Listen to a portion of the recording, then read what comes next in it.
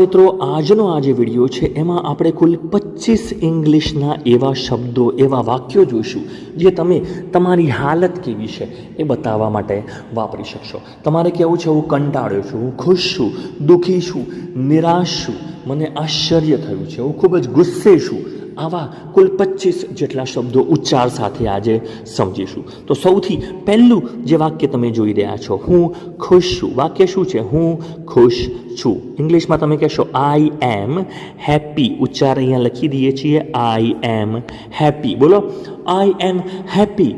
હું ખુશ છું, આઈ એમ હેપી. ચલો, ધારો કે પરીક્ષામાં તમારે જે માર્ક્સ જોઈએ છે એના કરતાં ઓછા માર્ક્સ છો, તમે નિરાશ છો, હું હતાશ છું, આઈ એમ. આને શું કહેશો? આને વાંચશો આઈ એમ અપસેટ. મિત્રો, આ બધું જોડે જોડે લખતા રહેજો શબ્દો, બહુ બધા શબ્દો વાક્યો શીખવા મળશે. આઈ એમ અપસેટ. બોલો, આઈ એમ અપસેટ. હું અપસેટ છું, નિરાશ છું. ચલો, નેક્સ્ટ વાક્ય છે કે હવે હું કંટાળ્યો છું ભાઈ એકલો એકલો બેઠીને. આઈ એમ બોર્ડ. ર અને ડ જોડવાના છે. I M board. બોલો, આઈ એમ બોર્ડ. હું કંટાળ્યો છું, ત્યારે આ વાક્ય વપરાશે. ચલો, તમારે કહેવું છે કે હું અચંબિત છું. આઈ એમ, મને એકદમ શોક લાગ્યો કે આવું થયું, મને શોક લાગ્યો. મેં જાણ્યું ત્યારે મને શોક લાગ્યો, એકદમ આશ્ચર્ય થયું. બરાબર છે.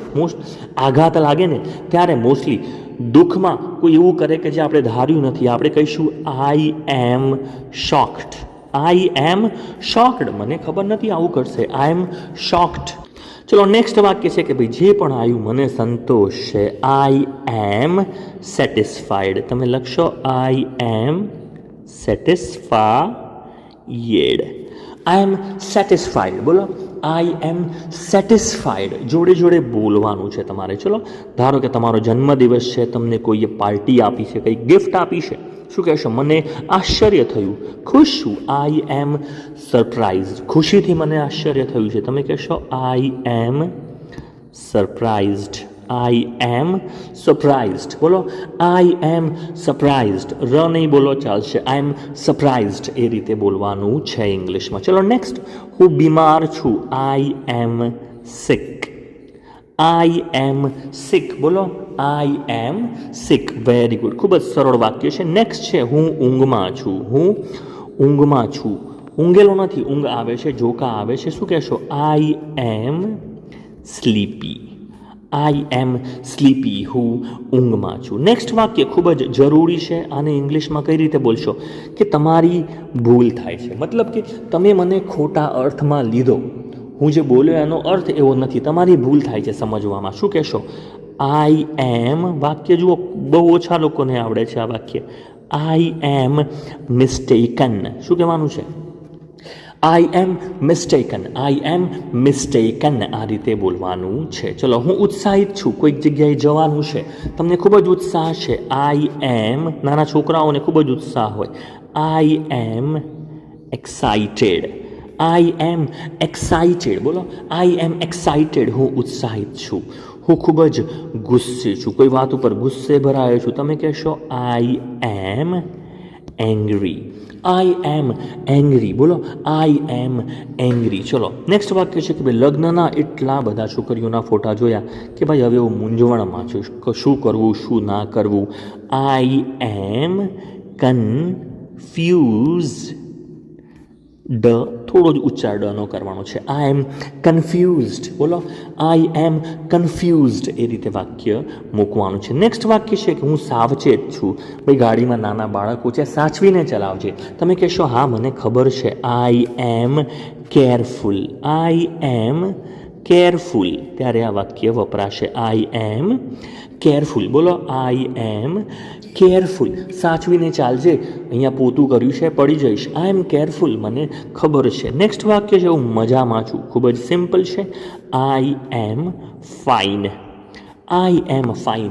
તમે દંડ ભરતા હોય, હેલ્મેટ નથી પહેર્યું, દંડ ભરો છો, દંડને પણ ઇંગ્લિશમાં શું કહેવાય છે? ફાઇન. તો એ અર્થમાં પણ ફાઇનનો અર્થ બીજો નીકળે છે. I am fine. હું મજામાં છું. ચલો, નેક્સ્ટ વાક્ય છે હું ખૂબ જ, ધારો કે તમારે કહેવું છે થાકી ગયો છું. આઈ એમ ટાયર્ડ. તમે કહેશો આઈ એમ ટાયર. ર અને ડ જોડી દેવાનો છે. I M tired. બોલો, આઈ એમ ટાયર્ડ. આ રીતે બોલવાનું છે. એકવાર ફરીથી, આઈ એમ ટાયર્ડ. નેક્સ્ટ વાક્ય છે હું બેબાકડો છું. બેબાકડો એટલે ગુજરાતીમાં આ શબ્દ ક્યારે વપરાય? ધારો કે તમારે કોઈક વસ્તુ કરવી છે પણ નથી થતી, ગમે તે ભોગે મારે કરવાની જ છે આ વસ્તુ, તો શું કહેશો? આઈ એમ ડેસ્પરેટ. શું કહેશો? આઈ એમ ડેસ્પરેટ. બોલો, શબ્દ લખો અહીંયા, આઈ એમ ડેસ્પરેટ. ડેસ્પરેટ. ડેસ્પરેટ શબ્દ એટલે આપણે આ ગમે તેમ કરીને વસ્તુ કરવી જ પડશે, બરાબર ને? મારા મગજમાં છે જ, કરવું જ પડશે. આઈ એમ ડેસ્પરેટ. ઠીક છે, ઓકે. નેક્સ્ટ વાક્ય છે કે મને ગર્વ છે. મને ગર્વ છે. I am proud. I am proud. મને ગર્વ છે. I am proud. મને મારી દીકરી પર ગર્વ છે. I am proud of my કરીને તમે લખશો, I am proud of my daughter. શું લખશો? I am proud of my daughter. મને મારી દીકરી ઉપર ગર્વ છે. ચલો નેક્સ્ટ લખીશું, હું ચૂપ છું, હું શાંત છું. તો તમે શું લખશો? હું શાંત છું. આઈ એમ ક્વાઇટ. આઈ એમ ક્વાઇટ. હું શાંત છું. ચૂપ છું. આઈ એમ ક્વાઇટ. ચલો ભાઈ, મજાકની વાત નથી. હું ગંભીર છું. આઈ એમ સિરિયસ. આઈ એમ સિરિયસ. હું ગંભીર છું. બોલો, આઈ એમ સિરિયસ. એકવાર, આઈ એમ સિરિયસ. ઓકે. નેક્સ્ટ વાક્ય છે કે મને એની ઈર્ષા થાય છે યાર, કે એની જોડે બધું જ છે. તો શું કહેશો? આઈ એમ, મને ઈર્ષા છે. I M jealous. I M jealous. મને એની ઈર્ષા છે. I M jealous. બરાબર, આઈ એમ જેલસ. ચલો હવે તમને કોઈ હેરાન કરતું હોય વારંવાર, ધારો કે તમે લેક્ચર લો છો, છોકરાઓ બહુ મસ્તી કરો છો, તમે કહો યાર હું ખીજાયેલો છું આજે. આઈ એમ એનોયડ. આઈ એમ એનોયડ. આઈ એમ એનોયડ. બોલો, આઈ એમ એનોયડ. હું અત્યારે ખીજાયેલો છું. નેક્સ્ટ વાક્ય છે હું ખૂબ જ નિરાશ છું. ખૂબ જ વધારે પડતો નિરાશ છું યાર, કે આવું કેમ થયું? આના માટે શું કહેશો? આઈ એમ, મને તારાથી આવી આશા નહોતી. ધારો કે છોકરો નાપાસ થયો છે, પપ્પા શું કહેશે? યાર હું ખૂબ જ નિરાશ છું, આવું મને આશા નહોતી. આઈ એમ અને કહેશો એપોઇન્ટેડ. ડિસએપોઇન્ટેડ. આઈ એમ ડિસઅપોઇન્ટેડ. બોલો, આઈ એમ ડિસઅપોઇન્ટેડ. હું ખૂબ જ નિરાશ છું. એ રીતે આ વાક્ય બોલીશું. ચલો નેક્સ્ટ વાક્ય છે કે હું ડરેલો છું. હું ખૂબ જ ડરેલો છું, મને બીક લાગેલી છે. I M scared. અને શું મૂકશો? આઈ એમ સ્કેર્ડ. હું ડરેલો છું. આઈ એમ સ્કેર્ડ. અથવા તમે કહી શકો આઈ એમ અફ્રેડ.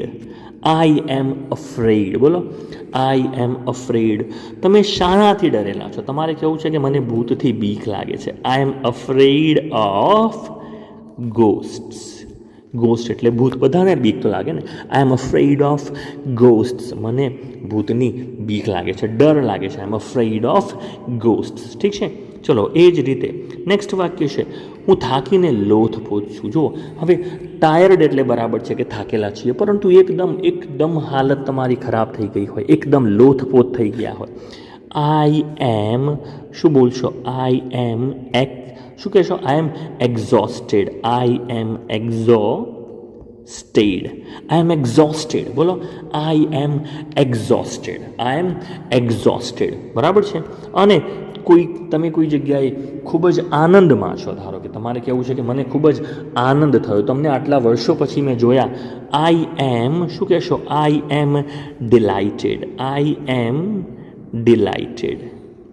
મતલબ કે હું ખૂબ જ આનંદમાં છું, મને ખૂબ જ મજા આવી તમને મળીને. આઈ એમ ડિલાઇટેડ. આઈ એમ ડિલાઇટેડ એ અર્થમાં વાક્ય વપરાશે. તો મિત્રો, આશા રાખું છું આ જેટલા પણ વાક્યો છે, શબ્દો છે, તમને ચોક્કસથી આવડ્યા હશે. અને વિડીયોને જો તમને ગમ્યો હોય ચોક્કસથી લાઈક કરશો, મિત્રો જોડે શેર કરવાનું નહીં ભૂલતા. Thanks for watching.